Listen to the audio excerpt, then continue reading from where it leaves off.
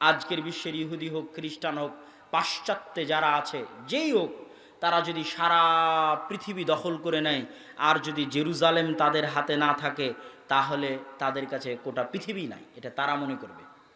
ঠিক মুহাম্মদ সাল্লাল্লাহু আলাইহি ওয়াসাল্লামের উম্মতে মুহাম্মাদি যদি সারা পৃথিবী দখল করে নেয় কিন্তু মসজিদে আকসা তাদের কাছে না থাকে, তাহলে সকল দিনের উপর ইসলামের প্রাধান্য, ইসলামের বিজয় প্রতিষ্ঠিত হবে না।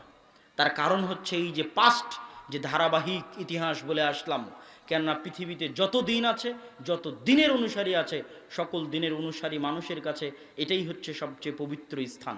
যত দিন আছে, ইহুদি, খ্রিস্টান, মুসলমান। আর এটাকে কেন্দ্র করেই পৃথিবীর শেষ সময়গুলোতে যত বড় বড় যুদ্ধ হবে, সব যুদ্ধ হবে শামে, সব যুদ্ধ হবে এই মাটিতে, এই ভূমিতে।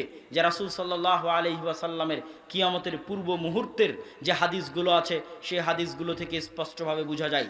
সুতরাং সকল ধারা বিবরণীতে এই কথা স্পষ্ট যে মসজিদে আকসা এবং জেরুজালেমের গুরুত্ব সীমাহীন এবং অপরিসীম। মুসা আলাইহিস সালাতু ওয়াস সালাম ফিলিস্তিন বিজয় করার জন্য, জেরুজালেম বিজয় করার জন্য যাচ্ছেন, আশ্রয় নিজের আদি ভিটায় ফিরে যাচ্ছেন। কিন্তু সেখানে এই 400 বছরে অন্য মানুষ বসবাস শুরু করেছে। তাদেরকে সেখান থেকে সরিয়ে সেই শহরে প্রবেশ করা এত সহজ নয়। এই জন্য মুসা আলাইহিস সালাম তার জাতিকে নিয়ে ঘুরপাক খেতে থাকলেন সিনাই মরুভূমিতে। মরুভূমি আজও ওই রকমই আছে, ওই মরুভূমি। আপনি গুগল ম্যাপে গেলে দেখতে পাবেন যে লোহিত সাগর পার হওয়ার পর ফিলিস্তিন পর্যন্ত পৌঁছতে মাঝখানে বিশাল মরুভূমি, সেই মরুভূমির নাম সিনাই মরুভূমি। মরুভূমিতে আসলেন বলেই তো পানি নাই, পানি নাই দেখেই তো বানু ইসরাইল বলল যে পানি দেন, পানির ব্যবস্থা করেন। মরুভূমিতে আছেন দেখেই তো খাবার নাই, খাবার নাই দেখেই তো আল্লাহ আসমান থেকে মান্না সালোয়া পাঠালেন। কেননা তখন মুসা আলাইহিস সালাম আছেন মরুভূমিতে, সমুদ্রের লবণাক্ত পানি খেতে পারবেন না।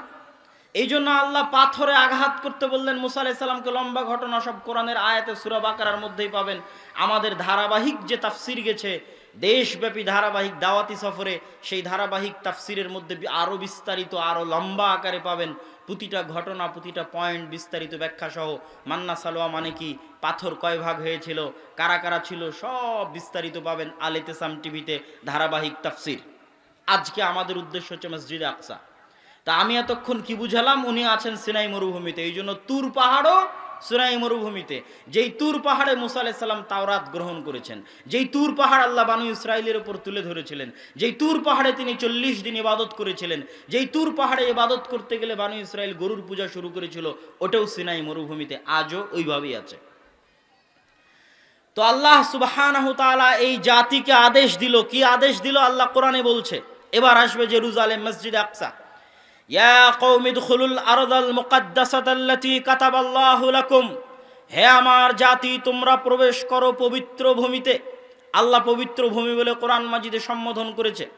হে আমার জাতি তোমরা প্রবেশ করো পবিত্র ভূমিতে, আল্লাতী কাতাবাল্লাহু লাকুম, যেই ভূমি আল্লাহ তোমাদের জন্য লিখে রেখেছে। ওয়ালা তারতাদ্দু আলা আদবারিকুম, আর তোমরা পিঠ প্রদর্শন করে ফিরে যেও না। ফাতানকালিবু খাসিরিন, যদি তোমরা পিঠ প্রদর্শন করে ফিরে যাও তাহলে তোমরা ক্ষতিগ্রস্তদের অন্তর্ভুক্ত হবে। উত্তরে মুসা আলাইহিস সালামের জাতি কি বলল? ক্বালু ইয়া মুসা ইন্না ফিহা কওমান জাব্বারিন, তারা উত্তরে বলল, মুসা ওখানে তো শক্তিশালী জাতি বসবাস করে, ওদের সাথে আমরা যুদ্ধে পারবো না। ওয়া ইন্না লান নাদখুলাহা হাত্তা ইয়াখরুজু মিনহা, যতক্ষণ না তারা সেখান থেকে বের হয়ে যায় ততক্ষণ আমরা প্রবেশ করতে পারবো না। ফাইন ইয়াখরুজু মিনহা ফাইন্না দাখিলুন, যদি এই শক্তিশালী জাতি ওখান থেকে স্বেচ্ছায় বের হয়ে যায় আমরাও তাহলে সেখানে প্রবেশ করব। আপনি আজকের অবস্থার সাথে মিলিয়ে নেবেন, আজকের অবস্থার সাথে হুবহু মিল আছে।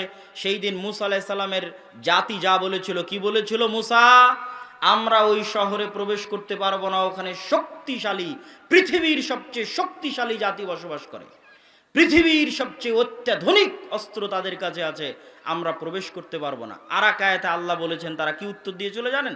আরাকায়াতে আল্লাহ সুবহানাহু ওয়া তাআলা বলছে তারা মুসা আলাইহিস সালামকে উত্তর দিয়েছিল, ইন্না লান নাদখুলাহা আবাদাম মা দামু ফিহা ফাযহাব আনতা ওয়া রাব্বুকা ফাকাতিলা ইন্না হাহুনা কাঈদুন। মুসা আপনি আর আপনারা আল্লাহ গিয়ে যুদ্ধ করেন, আমরা এখানে বসে থাকলাম। ওরা শক্তিশালী জাতি, অত্যাধুনিক অস্ত্র আছে তাদের কাছে, আমরা যেতে পারবো না। আপনি আর আপনার আল্লাহ গিয়ে যুদ্ধ করেন, আমরা বসে থাকলাম। তবে দুইজন ব্যক্তি যুদ্ধ করতে রাজি হয়েছিল, তাদের কথা আল্লাহ কোরআনে বলেছে। কিভাবে বলেছে? ক্বালা রাজুলানি মিনাল্লাযীনা ইয়াখাফুনা, তাদের মধ্যে দুইজন ব্যক্তি যারা আল্লাহকে ভয় করত, আনআমাল্লাহু আলাইহিমা, যাদের উপর আল্লাহর দয়া ছিল, তারা কি বলল? উদখুলু আলাইহিমুল বাব, হে আমাদের জাতি, হে আমাদের সম্প্রদায়, তোমরা এই শহরে প্রবেশ করো। তোমরা ওরা শক্তিশালী দেখে ভয় পাচ্ছ কেন? ওরা খুবই পাওয়ারফুল দেখে তোমরা ভয় পাচ্ছ কেন? ফাইদা দাখালতুমু, যখনই তোমরা ওই শহরে সাহস নিয়ে প্রবেশ করা শুরু করবে, তখনই তোমরা বিজয়ী হবে। ওয়া আলাল্লাহি ফাতাওয়াক্কালু ইন কুনতুম মুমিনিন, আর ভরসা রাখো আল্লাহর উপর যদি তোমরা মুমিন হয়ে থাকো। শক্তিশালী জাতি আছে, এই জন্য প্রবেশ করতে ভয় পাচ্ছ, ভরসা রাখো আল্লাহর উপর। আল্লাহর উপর ভরসা রেখে সামনে আগালে তোমরা বিজয়ী হবে। দুইজন ব্যক্তি এই কথা বলল। বাকিরা যখন যুদ্ধ করতে অনাগ্রহ পেশ করলো, তখন মুসা আলাইহিস সালাম আল্লাহকে বললেন, আল্লাহ, আমার পক্ষে আর এই জাতিকে পরিচালনা করা সম্ভব নয়, আপনি আমাদের এদের মধ্যে ফাইসালা করে দেন, আমি আর পারবো না। কেন তিনি হতাশ হলেন তার পিছনে অনেক লম্বা ঘটনা আছে, যা বানু ইসরাইলের ধারাবাহিক ইতিহাসে আমরা তাফসিরে আলোচনা করেছি। যখন তিনি হতাশা প্রকাশ করলেন, তখন আল্লাহ তাদের জন্য শাস্তি নাজিল করলেন 40 বছর। আল্লাহ কোরআন মাজিদে বলেছেন, ফাইন্নাহা মুহাররামাতুন আলাইহিম আরবাউনা সানা ইয়াতিহুনা ফিল আরজ, 40 বছর পাগলের মতো ওই সিনাই মরুভূমির মধ্যে ঘুরতে থাকবে উদ্ভ্রান্তের মতো। এই 40 বছরের জন্য তাদের শাস্তি। মুসা আলাইহিস সালাতু ওয়াস সালামের অন্তরে ব্যথা ছিল যে তিনি জেরুজালেম বিজয় করতে পারেননি। এই ব্যথা কোথা থেকে এই ব্যথার প্রমাণ পাওয়া যাবে? বুখারীর হাদিসে রাসূলুল্লাহ সাল্লাল্লাহু আলাইহি ওয়াসাল্লাম বলছেন যে মুসা আলাইহিস সালাম মৃত্যুর আগে আল্লাহর কাছে দোয়া করেছিলেন। ফাসাআলাল্লাহ, মুসা আলাইহিস সালাম আল্লাহর কাছে দোয়া করলেন, আইয়ুদনিয়াহু, যে হে আল্লাহ, আমার মৃত্যু দেন, মিনাল আরজিল মুকাদ্দাসাতি রামিয়াতাম বিহাজারিন, আমার এই নিমক হারাম নাশকর কওমের কারণে জেরুজালেম বিজয় করতে পারলাম না, মসজিদে আকসা বিজয় করতে পারলাম না, কিন্তু আমার অন্তর চায় যে আমার মৃত্যু হোক ওই পবিত্র মাটির, পবিত্র ভূমির যত নিকটে সম্ভব, অন্তত একটা পাথর নিক্ষেপ করার দূরত্ব হলেও আল্লাহ আপনি আমার মৃত্যু ওই পবিত্র ভূমির কাছে দিয়েন। এই মর্মে মুসা আলাইহিস সালাম আল্লাহর কাছে দোয়া করেছেন। দোয়া বর্ণনা করছেন মুহাম্মদ সাল্লাল্লাহু আলাইহি ওয়াসাল্লাম বুখারীর হাদিসে। আর মুহাম্মদ সাল্লাল্লাহু আলাইহি ওয়াসাল্লাম এটাও বলছেন, আমি যদি আজ ফিলিস্তিনে থাকতাম তাহলে তোমাদের দেখিয়ে দিতাম এখানে মুসা আলাইহিস সালামের কবর। ঘটনা বলছি কত হাজার বছর আগের, কিন্তু মনে হবে আজকের মতো বাস্তব। মুহাম্মদ সাল্লাল্লাহু আলাইহি ওয়াসাল্লামেরও হাজার বছর আগের ঘটনা বলছি। তাহলে কতদিন থেকে এই ভূমি পবিত্র আর কতদিন থেকে এই মাটি পবিত্র আল্লাহ সুবহানাহু ওয়া তাআলা জানে। তবে যতদিন থেকেই হোক, সেটা কাবার 40 বছর পর থেকে। ওই যে দুইজন ব্যক্তি যারা যুদ্ধ করতে রাজি হয়েছিল, মুসা আলাইহিস সালামের মৃত্যুর পরে তাদের একজনকে আল্লাহ নবী বানিয়ে দিলেন। তাদের একজনের নাম হচ্ছে ইউশা বিন নুন। মুসা আলাইহিস সালাম খিজির আলাইহিস সালামের সাথে দেখা করার জন্য যাকে সাথে করে নিয়ে গেছিলেন, তিনি ইউশা বিন নুন। ওনার একজন সফর সঙ্গী ছিল খিজির আলাইহিস সালামের সাথে সাক্ষাৎ করতে যাওয়ার জন্য, ওই সফর সঙ্গী হচ্ছে ইউশা বিন নুন। যে দুইজন যুদ্ধ করতে রাজি হয়েছিল তাদের একজন হচ্ছে ইউশা বিন নুন। ইউশা বিন নুনকে আল্লাহ নবী বানিয়ে দিলেন মুসা আলাইহিস সালাতু ওয়াস সালামের মৃত্যুর পরে। ইউশা বিন নুন নবী হওয়ার পরে 40 বছরের আযাব যখন শেষ হলো, 40 বছরের শাস্তি পেয়ে এদের ব্রেন দেমাগ ঠিক হয়েছে যে না, আল্লাহ যুদ্ধ করতে বলেছে, যুদ্ধ করতে হবে। ইউশা বিন নুনের নেতৃত্বে জেরুজালেম বিজয় অভিযান শুরু হলো আল্লাহর আদেশের 40 বছর পর। এই 40 বছরের মধ্যে মুসা আলাইহিস সালাম মারা গেছে। আল্লাহ আদেশ দিয়েছিলেন, অমান্য করেছিল, 40 বছরের আযাব এসেছে। 40 বছরের আযাব চলমান অবস্থাতেই মুসা আলাইহিস সালাম মারা যান। মুসা আলাইহিস সালামের মৃত্যুর পর নবী হয় ইউশা বিন নুন। ইউশা বিন নুন নবী হওয়ার পরে 40 বছরের আযাব শেষ হলে বানু ইসরাইলদের নিয়ে তিনি জেরুজালেম বিজয় অভিযান পরিচালনা করেন। যুদ্ধ চলতেছে, তুমুল যুদ্ধ। যুদ্ধ চলতে চলতে যুদ্ধ যখন বিজয়ের মুহূর্ত, তখন শুক্রবার বিকেল। এই জন্য শুক্রবারের দিন যে আল্লাহ একটা সময় দোয়া কবুল করেন, তার কিছু কিছু মত আছে যে শুক্রবার বিকেলে আল্লাহ দোয়া কবুল করেন ওই একটা সময়। কেন, সেই ঘটনা বলতেছি। যুদ্ধ চলতে চলতে শুক্রবার বিকেল, শনিবারের দিন পবিত্র দিন, তাদের ধর্ম অনুযায়ী মুসা আলাইহিস সালাতু ওয়াস সালামের দিন অনুযায়ী পবিত্র দিন হচ্ছে শনিবার। আর ইসলামে দিন শুরু হয় সূর্য ডোবার পরেই। যেমন রমাজানে আপনারা সিয়াম না রেখে আগের রাতে তারাবি পড়েন, কেননা রমাজান শুরু হয়ে গেছে। তো দিন শুরু হয় আগের দিনের সূর্য ডোবার পর থেকে। তাহলে আজ শুক্রবারের সূর্য ডুবলেই শনিবার শুরু, আর শনিবার শুরু হলেই যুদ্ধ বন্ধ, দিন অনুযায়ী নিষিদ্ধ। ওই দিন অনুযায়ী শনিবারের দিন যুদ্ধ বিগ্রহ নিষিদ্ধ। তাহলে যখন যুদ্ধ বিজয়ের সময় তখন যদি যুদ্ধ থামিয়ে দেওয়া হয়, ওই গতি আবার রবিবারের দিন আসবে কিনা, না পরাজিত হয়ে ফিরে যেতে হবে, তার তো কোনো গ্যারেন্টি নাই। এই জন্য শুক্রবারের দিন বিকেলবেলা যখন যুদ্ধ জয় জয়, কিন্তু যুদ্ধ বন্ধ করতে হবে, কেননা মাগরিব হলে তৎকালীন দিন অনুযায়ী যুদ্ধ নিষিদ্ধ। তখন ইউশা বিন নুন আল্লাহ সুবহানাহু ওয়া তাআলার কাছে দোয়া করলেন, দোয়া করছেন আর বলছেন, এই সূর্য ইন্নাকা মা'মুরা, হে আসমানের সূর্য তুমি হচ্ছ আদিষ্ট, ওয়া আনা মা'মুরুন, আর আমি আল্লাহর নবী ইউশা বিন নুন, আমিও আল্লাহর আদেশে আদিষ্ট। হে সূর্য তোমাকে লক্ষ্য করে বলছি, আল্লাহ সুবহানাহু তাআলার নিকটে দোয়া করে বলছি, আল্লাহুম্মা হবিসহা আলাইনা, হে আল্লাহ আপনি আজকে জেরুজালেম মসজিদে আকসা বিজয় সম্পূর্ণ করতে দেওয়ার জন্য এই সূর্যকে থামিয়ে দিন। ইউশা বিন নুন আল্লাহ সুবহানাহু তাআলার কাছে দোয়া করলেন, আল্লাহ আজকে জেরুজালেম মসজিদে আকসা বিজয় করার জন্য আপনি সূর্যকে থামিয়ে দিন। রাসূলুল্লাহ সাল্লাল্লাহু আলাইহি ওয়াসাল্লাম বলছেন, আগের হাদিসটা বুখারীর হাদিস আর পরের হাদিসটা সহিহ মুসনাদে আহমদের হাদিস। রাসূলুল্লাহ সাল্লাল্লাহু আলাইহি ওয়াসাল্লাম বলছেন, ইন্নাশ শামসা লাম তুহবাস আলা বাশারিন ইল্লা লিউশা, পৃথিবী সৃষ্টি হওয়ার পর থেকে নিয়ে আল্লাহ কোনোদিন সূর্যকে থামিয়ে দেননি, মাত্র একজনের জন্য আল্লাহ সুবহানাহু ওয়া তাআলা সূর্যকে থামিয়ে দিয়েছিলেন, ইউশা বিন নুনের জন্য আল্লাহ সূর্যকে থামিয়ে দিয়েছিলেন, যাতে তারা মসজিদে আকসা বিজয় করতে পারে। হাদিস মুসনাদে আহমদ, সানাদ সহি। আর আগের হাদিস যেটা বললাম যে ইউশা বিন নুন আল্লাহর কাছে দোয়া করেছিল, সেটা বুখারীর হাদিস। পৃথিবীর ইতিহাসে প্রথমবারের মতো আল্লাহ সুবহানাহু ওয়া তাআলা সূর্যকে থামিয়ে দিলেন, শুধু জেরুজালেম মসজিদে আকসা বিজয় সম্পূর্ণ হবে এই জন্য। বুঝাচ্ছিলাম জেরুজালেমের গুরুত্ব কি, মসজিদে আকসার গুরুত্ব কি, তাও কত হাজার বছর আগের ইতিহাস আল্লাহ সুবহানাহু ওয়া তাআলা ভালো জানে। কিন্তু কোরআনে আল্লাহ সুবহানাহু ওয়া তাআলা বলেছে, হাদিসে আল্লাহর নবী বলেছে, এগুলো সবই আল্লাহর নবীর আগের ইতিহাস শোনাচ্ছিলাম।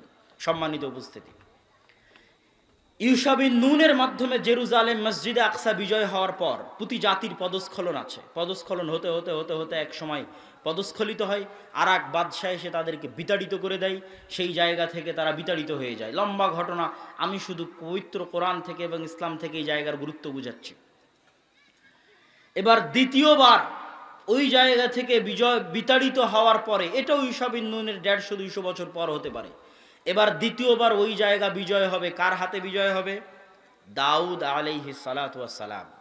যেখানে পবিত্র কোরআনে আপনারা ইতিহাস পাবেন কে তলুত আর জালুতের ইতিহাস। জালুতকে ইংরেজিতে বলা হয় জুলিয়েট। তখন যে নবী ছিল সেই নবীর নাম কোরআনে উল্লেখ করা নাই, কিন্তু তাওরাত, জাবুর, ইনজিলে ওই নবীর নাম, নবীর ঘটনা কোরআনে আছে। নবীর কথা পবিত্র কোরআনে আল্লাহ সুবহানাহু ওয়া তাআলা বলেছে। প্রায় পর পর 3 থেকে 4টা আয়াত এই বর্ণনায় আল্লাহ সুবহানাহু ওয়া তাআলা দিয়েছে, কিন্তু নবীর নাম তাওরাত, জাবুর, ইনজিলে আছে শামুয়েল। ওই নবী নির্ধারণ করলেন তালুতকে তাদের নেতা হিসেবে। আর এই যুদ্ধে আল্লাহ সুবহানাহু ওয়া তাআলা পরীক্ষা হিসেবে আদেশ জারি করলেন যে জেরুজালেম বিজয় করতে যেতে সামনে নদী পড়বে, এই নদী সাঁতরে পার হতে হবে। এই নদীর পানি যদি কেউ পান করে নেয় তাহলে তারা যুদ্ধে অংশগ্রহণ করতে পারবে না, নদীর পানি পান না করে ওপারে যেতে হবে। মুফাসসিরিনে কেরাম বলছেন, আল্লাহ কোরআনে বলছে যে অল্প সংখ্যক মানুষ এই পরীক্ষায় পাশ করেছিল, সর্বোচ্চ 150, 200, 300 জন হতে পারে যারা শুধুমাত্র আল্লাহর পরীক্ষায় পাশ করে যুদ্ধে অংশগ্রহণ করতে গেছিল। এই 150, 200, 300 জন মানুষ যখন নদী পার হয়ে যুদ্ধে অংশগ্রহণ করতে গেল, তখন তারা কি বলল জানেন? বাদশাহ জুলিয়েটের বিশাল বাহিনী দেখে তারা বলল, লা তাকাতা লানাল ইয়াউমা বিজালুত ওয়া জুনুদিহি। কোরআনের আয়াত পড়ছে, তারা বলল এত বিশাল সেনাবাহিনীর সাথে, এত শক্তিশালী জাতির সাথে 150, 200, 300 মানুষ কি করবে? আল্লাহ কোরআনে পাল্টা উত্তর দিয়ে বলছেন, ক্বালাল্লাযীনা ইয়াযুন্নুনা আন্নাহুম মুলাকুল্লাহ, যারা জানতো যে তারা আল্লাহর সাক্ষাৎ করবে, যারা জানতো যে তারা মারা গেলে আল্লাহর সাথে দেখা হবে, তারা কি বলল জানো? তারা বলল, কাম মিন ফিআতিন কালিলাতিন গালাবাত ফিআতান কাসীরাতাম বিইজনিল্লাহ। কত শত দুর্বল দল আছে যাদেরকে আল্লাহ বিজয়ী করে দিয়েছে শক্তিশালী দলের উপর, পাওয়ারফুল দলের উপর। আল্লাহু মা'আস সাবিরিন, আর আল্লাহ আছেন ধৈর্যশীলদের সাথে, যারা ধৈর্যের সাথে, ঈমানের সাথে, আল্লাহ ভরসার সাথে সামনে এগিয়ে যাবে, তারা অল্প সংখ্যক হলেও আল্লাহ তাদেরকে বিজয়ী করে দিবেন। তাহলে এই ঘটনা, দ্বিতীয় ঘটনা, জেরুজালেম বিজয় করার, আল মসজিদ আল আকসা বিজয় করার, এই ঘটনায় বাদশাহ জুলিয়েটকে নিজে হাতে হত্যা করেছিল দাউদ আলাইহিস সালাম। তারপরে আল্লাহ সুবহানাহু ওয়া তাআলা দাউদ আলাইহিস সালামকে নবী বানিয়ে দিলেন, আর দাউদ আলাইহিস সালাম তার বিশাল সাম্রাজ্যের কেন্দ্র স্থাপন করলেন জেরুজালেমে, মসজিদে আকসায়, এবং দ্বিতীয়বার মসজিদে আকসা নির্মাণ করলেন সুলাইমান আলাইহিস সালাম। এই গেল মোটামুটি আল্লাহর নবীর পূর্বে মসজিদে আকসার গুরুত্ব বোঝানোর জন্য সংক্ষিপ্ত ইতিহাস। আরও গুরুত্ব বোঝানোর জন্য দুই একটা সংক্ষিপ্ত কথা বলে যাই। মারিয়াম আলাইহিস সালাতু ওয়াস সালাম, ওয়া ইয ক্বালাত ইমরাতু ইমরান রাব্বি ইন্নী নাযারতু লাকা মা ফি বাতনি মুহাররারান ফাতাকাব্বাল মিন্নি। মারিয়াম আলাইহিস সালাতু ওয়াস সালামকে তার মা ওয়াকফ করেছিলেন, উনি যেই মসজিদের খেদমত করতেন সেটাও মসজিদে আকসা। ঈসা আলাইহিস সালাতু ওয়াস সালাম যেই শহরে জন্মগ্রহণ করেছিলেন সেটাও জেরুজালেম। এই জন্যই এই লম্বা ঘটনা বলার, ইয়াহইয়া আলাইহিস সালাতু ওয়াস সালাম, জাকারিয়া আলাইহিস সালাতু ওয়াস সালাম সব জেরুজালেমে। এই লম্বা ঘটনা বলার পিছনে উদ্দেশ্য, সারমর্ম বাক্য, যদি একটা সারমর্ম বাক্য বলি, তাহলে আজকের বিশ্ব যারা শাসন করছে, আজকের বিশ্বের ইহুদি হোক, খ্রিস্টান হোক, পাশ্চাত্যে যারা আছে, যেই হোক, তারা যদি সারা পৃথিবী দখল করে নেয় আর যদি জেরুজালেম তাদের হাতে না থাকে, তাহলে তাদের কাছে গোটা পৃথিবী নাই, এটা তারা মনে করবে। ঠিক মুহাম্মদ সাল্লাল্লাহু আলাইহি ওয়াসাল্লামের উম্মতে মুহাম্মাদি যদি সারা পৃথিবী দখল করে নেয় কিন্তু মসজিদে আকসা তাদের কাছে না থাকে, তাহলে সকল দিনের উপর ইসলামের প্রাধান্য, ইসলামের বিজয় প্রতিষ্ঠিত হবে না। তার কারণ হচ্ছে এই যে পাস্ট, যে ধারাবাহিক ইতিহাস বলে আসলাম, কেননা পৃথিবীতে যত দিন আছে, যত দিনের অনুসারী আছে, সকল দিনের অনুসারী মানুষের কাছে এটাই হচ্ছে সবচেয়ে পবিত্র স্থান। যত দিন আছে, ইহুদি, খ্রিস্টান, মুসলমান। আর এটাকে কেন্দ্র করেই পৃথিবীর শেষ সময়গুলোতে যত বড় বড় যুদ্ধ হবে, সব যুদ্ধ হবে শামে, সব যুদ্ধ হবে এই মাটিতে, এই ভূমিতে। যে রাসূল সাল্লাল্লাহু আলাইহি ওয়াসাল্লামের কিয়ামতের পূর্ব মুহূর্তের যে হাদিসগুলো আছে, সেই হাদিসগুলো থেকে স্পষ্টভাবে বোঝা যায়। সুতরাং সকল ধারা বিবরণীতে এই কথা স্পষ্ট যে মসজিদে আকসা এবং জেরুজালেমের গুরুত্ব সীমাহীন এবং অপরিসীম। এবার আমরা আসি মুহাম্মদ সাল্লাল্লাহু আলাইহি ওয়াসাল্লামের জীবনীতে। মুহাম্মদ সাল্লাল্লাহু আলাইহি সাল্লামের জীবনীতে 3টে থেকে 4টে ঘটনা আছে, যেই ঘটনাগুলো জেরুজালেমের সাথে যুক্ত, মসজিদে আকসার সাথে যুক্ত। এক, গলিবাতির রোম। পবিত্র কোরআনে আল্লাহ সুবহানাহু ওয়া তাআলা বললেন রোমরা বিজয় হবে। এই আয়াত অবতীর্ণ হওয়াতে আবু বকর, ওমর, উসমান তারা খুশি হলেন। কেন খুশি হলেন? এর প্রেক্ষাপট আপনাদেরকে সংক্ষেপে বুঝতে হবে। এর সংক্ষিপ্ত প্রেক্ষাপট হচ্ছে, পারস্যের অগ্নিপূজকরা মসজিদে আকসা দখল করে নিয়েছিল, জেরুজালেম দখল করে নিয়েছিল। তাদের হাত থেকে যখন পারস্যরা, অগ্নিপূজকরা যখন মসজিদে আকসা দখল করে নিয়েছিল, তখন মক্কার মুশরিকরা খুশি হয়েছিল, আর মক্কায় থাকা মুহাম্মদ সাল্লাল্লাহু আলাইহি ওয়াসাল্লামের সাহাবীরা কষ্ট পেয়েছিল।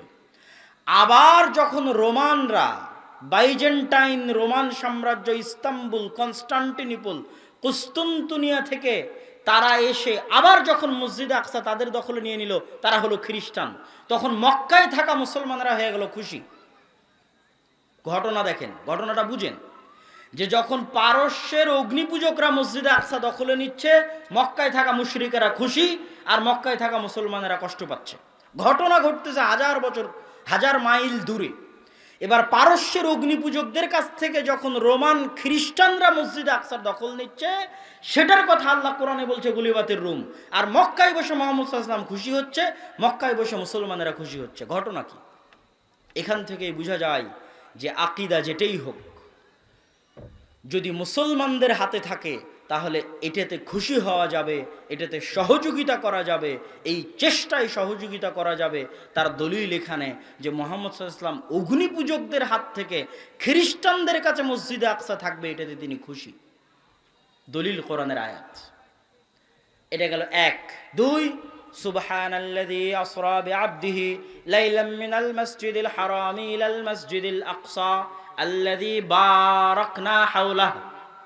ওই সত্তার পবিত্রতা বর্ণনা করছি যিনি মক্কা থেকে তার বান্দা মুহাম্মদ সাল্লাল্লাহু আলাইহি ওয়াসাল্লামকে নিয়ে গেছেন মসজিদে আকসায়, যেই মসজিদে আকসার চারিদিকে বরকত দিয়ে ঘেরা আছে। আল্লাহু আকবার।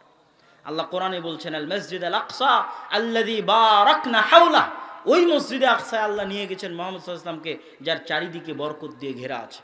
মেরাজে রাসূলুল্লাহ সাল্লাল্লাহু আলাইহি ওয়াসাল্লাম মক্কা থেকে গেছেন মসজিদে আকসায়, মসজিদে আকসা থেকে গেছেন সপ্তম আসমানে, আর মসজিদে আকসায় তিনি সকল নবীর সালাতে ইমামতি করিয়েছেন।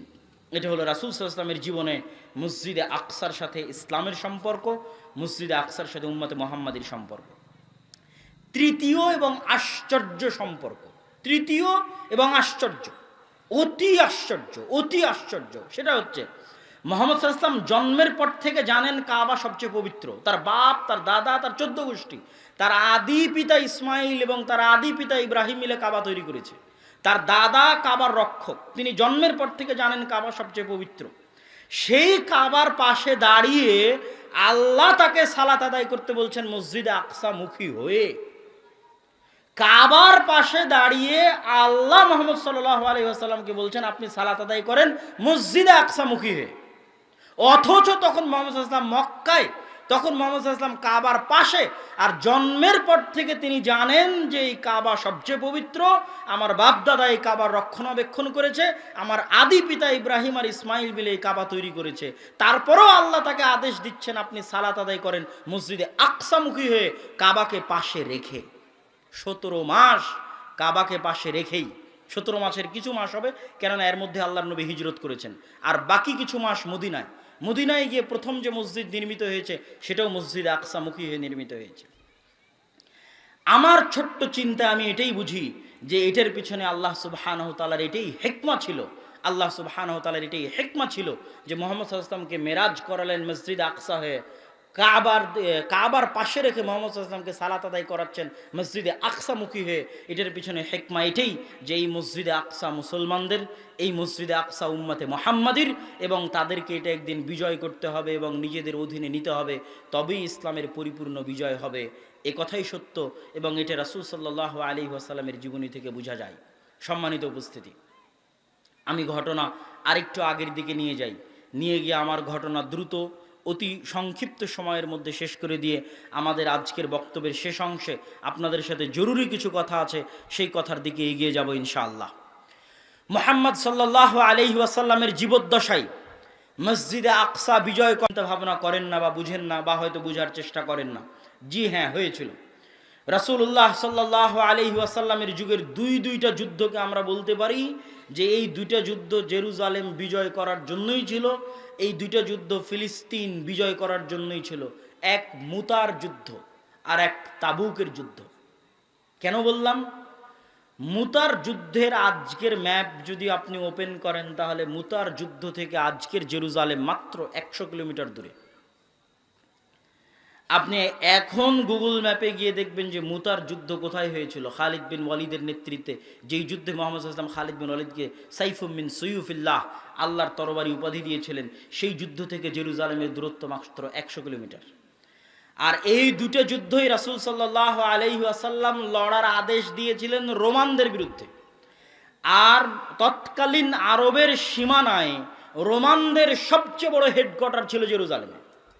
তো রোমানদের বিরুদ্ধে যুদ্ধ মানেই জেরুজালেম বিজয়ের জন্য যুদ্ধ, কেন ওটা তো তার সেন্টার, ওটা তার হেডকোয়ার্টার, যেটা তারা পারস্যদের কাছ থেকে বিজয় করেছে। এবং এখানে আরও একটা ঘটনা আপনাদেরকে স্মরণ করিয়ে দিতে চাই যে আল্লাহর নবীর জীবনীতে চতুর্থ যে ঘটনা মসজিদে আকসার সাথে সম্পৃক্ত, সে ঘটনা খুবই প্রসিদ্ধ, কিন্তু এইভাবে আপনাকে কেউ কানেক্ট করে দিবে না, আমি জাস্ট কানেক্ট ধরিয়ে দিচ্ছি।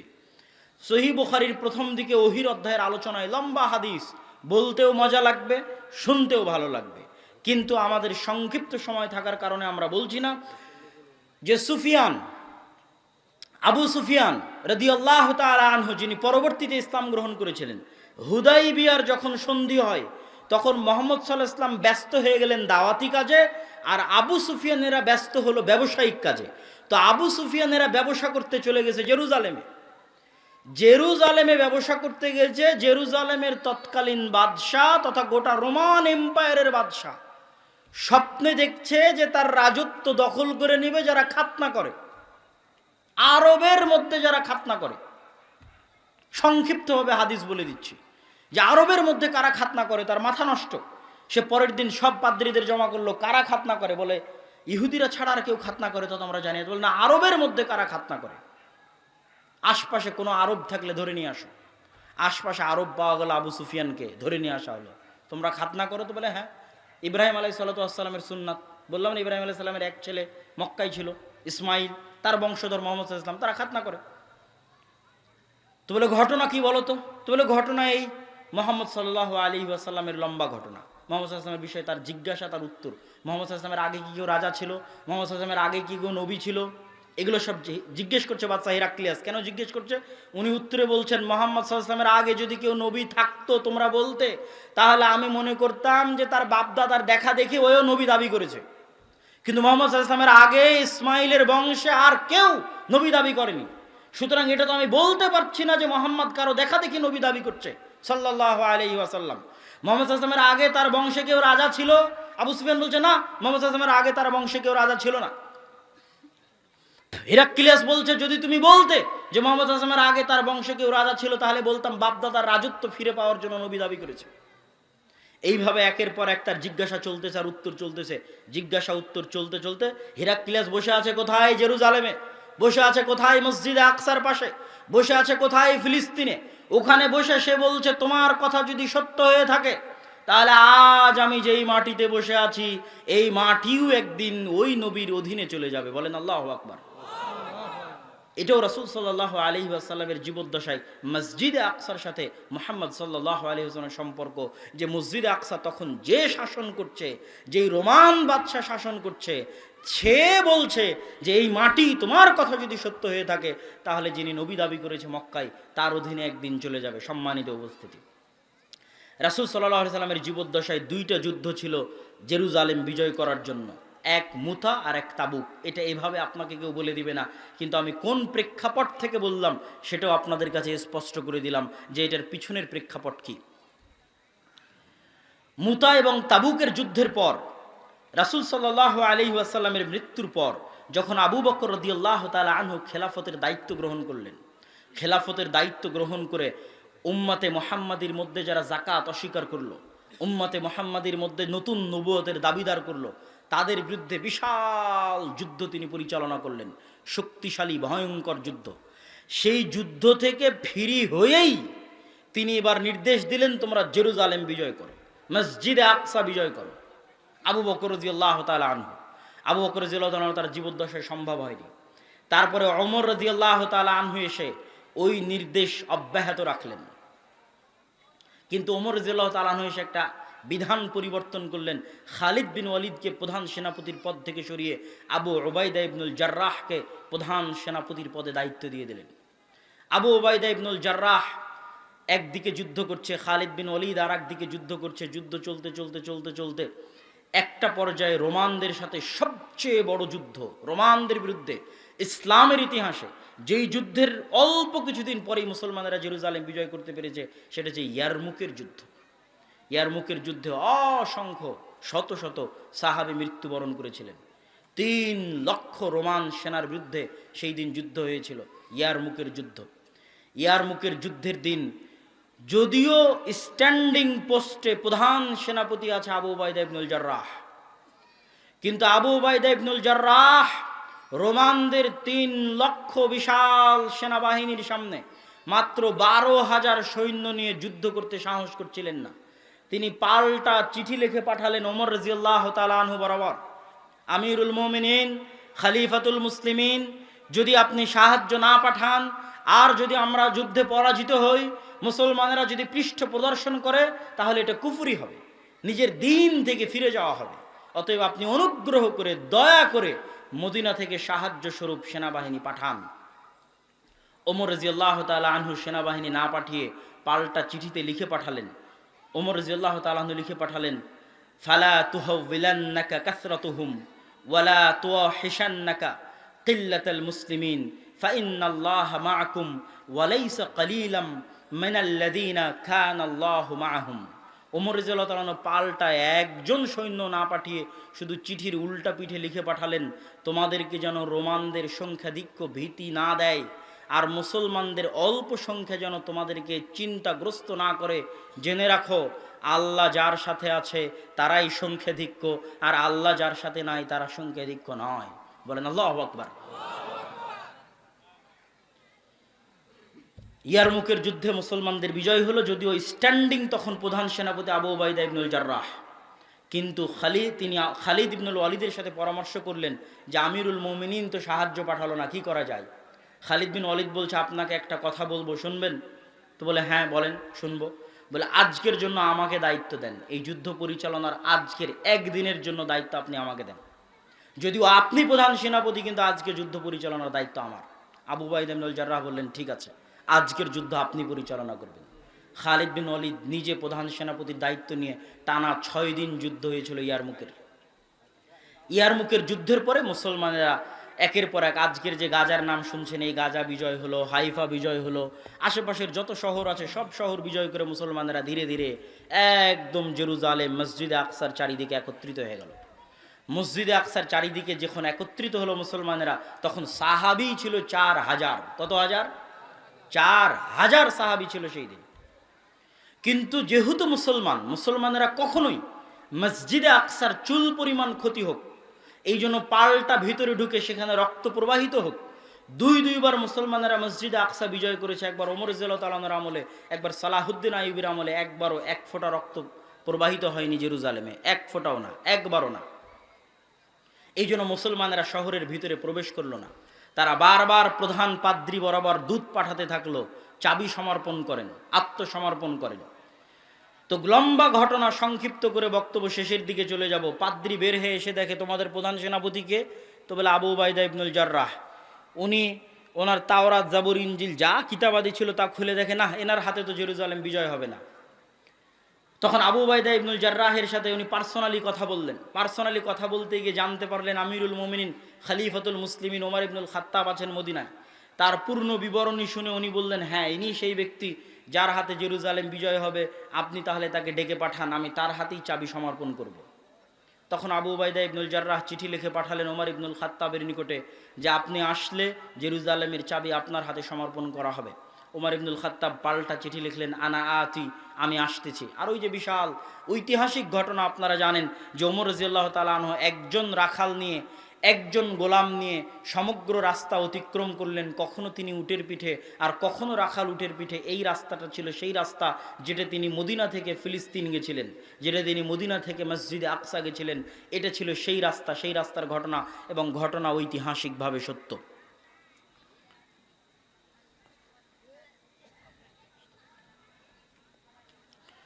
সম্মানিত উপস্থিতি, ওমর রাদিয়াল্লাহু তাআলা আনহু যখন মসজিদে আকসার গেটের নিকটে গেলেন, জেরুজালেম শহরের নিকটে গেলেন, তখন আবু উবাইদা ইবনুল জাররাহ হন্তদন্ত হয়ে ছুটে আসতেছে ওমর রাদিয়াল্লাহু তাআলা আনহুর কাছে। কেন?